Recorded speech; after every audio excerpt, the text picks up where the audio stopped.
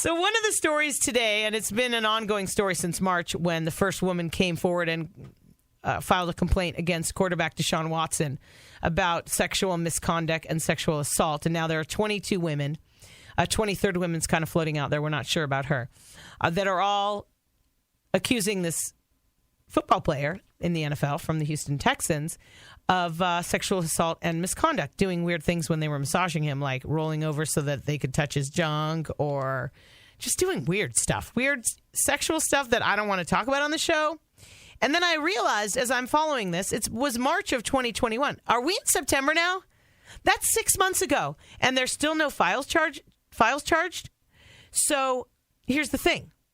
There hasn't been any criminal charges. The grand jury is doing an investigation.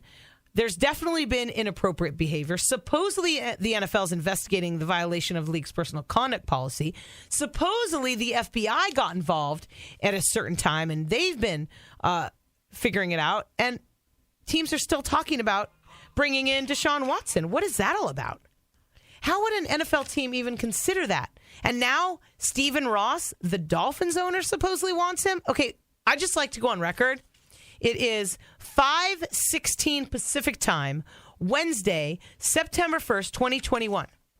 If the Miami Dolphins, who I've been a fan of since I was less than 10, if the Miami Dolphins pick up a sexual assault alleged predator as their quarterback, I'm going to have to find a new team.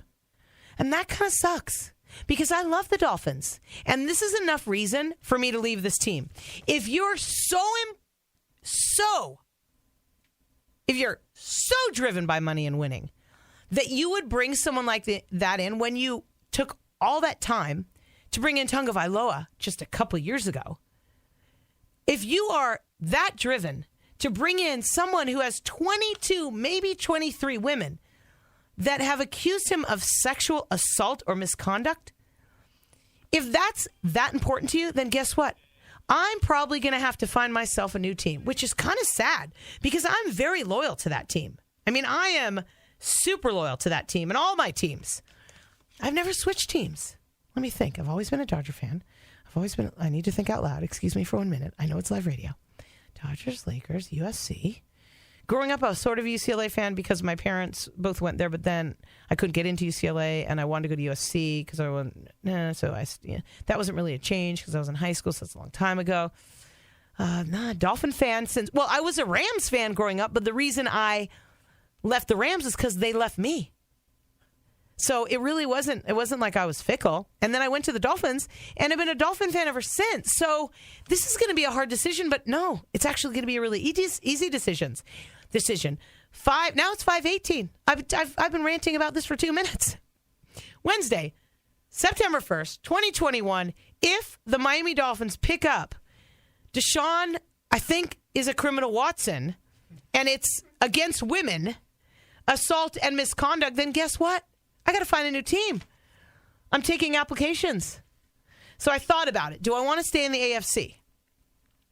And I think I need to because I do kind of root for the Seahawks in the NFC only because my whole family lives there. I covered the Seahawks for years. I had season tickets. I really like that team. It's sort of like being a Mariners fan in the American League. It's kind of what I've done over the years because I've spent so much time in Seattle since high school, and my parents retired there. But I can't. I've already got the Seahawks. So if it's an AFC team, I have no idea who it's going to be because the only other team I thought of was the Saints just because I love the fleur-de-lis, but they're in the NFC, so I don't know. I'll be taking applications starting next week. The minute the Miami Dolphins, if they seriously pick up Deshaun Watson, the minute that happens, I will be taking applications for a new NFL team. And everybody out in the CJ Silo Show listening audience, if I pick your team, you're going to get one of everything out of the prize vault. One of everything. A CJ hat, a CJ shirt, tickets to Cal Poly, and a poster. And I might even throw in one of my fancy bobbleheads.